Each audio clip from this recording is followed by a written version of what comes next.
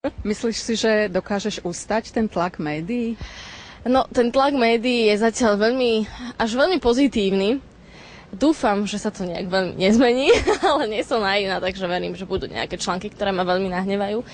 Ale myslím, že ustojím to, pokiaľ to nebude v nejakej obrovskej miere, takže...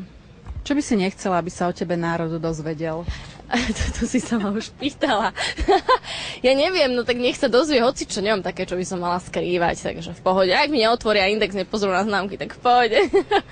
To teraz preháňaš, nie?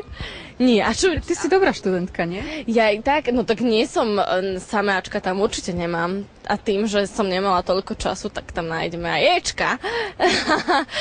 Ale to podľa mňa vôbec nie je podstatné. Dôležité je, čo z toho mám finálne. Povedz mi, čo ťa čaká vlastne v najbližších dňoch? V najbližších dňoch ma čakajú ešte nejaké rozhovory a potom 21.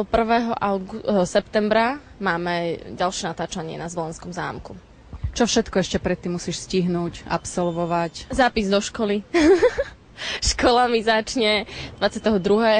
takže štartujem už naplno školský rok, tak ako každý vysokoškolák.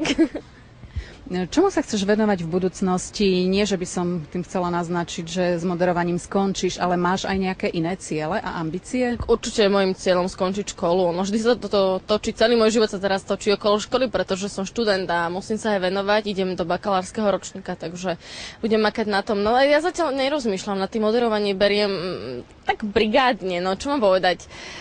Tá škola je stále na prvom mieste, no. Povedz mi, aká si, alebo si bola študentka, používala si aj ťaháky? Určite áno. Vieš dať nejaký tip na dobrý ťahák? Nie, lebo ja som si vždy písala ťaháky, keď som už bola zúfala, že sa to neviem naučiť, ale tak som ich nikdy nepoužila, lebo ja som sa tak strašne bála, že mi na to niekto príde a tá hamba, že teraz ma vyhodí z triedy. Takže veľmi zle. Čiže si písala a tým si sa to vlastne naučila? Naučila, presne. Nám aj jedna pani učiteľka, tuším, povedala na strednej škole, že pokojne si napíšte ťaháky, aspoň sa to naučíte. Takže niečo to má v sebe, to písanie ťahákov. Do nemoty písanie malým, snažiť sa. Čiže nevieš klamať telom teda? Že obkúkávam, opisujem. A tak občas som opisovala, to nehovorím, ale je mi to trápne, strašne mi je to trápne. A ešte keď vidím, že sa na mňa pozerá ten učiteľ a ja som zúfala, neviem, len viem tak, že to opíšem, tak to je veľmi zlé. Nemám rada ten pocit.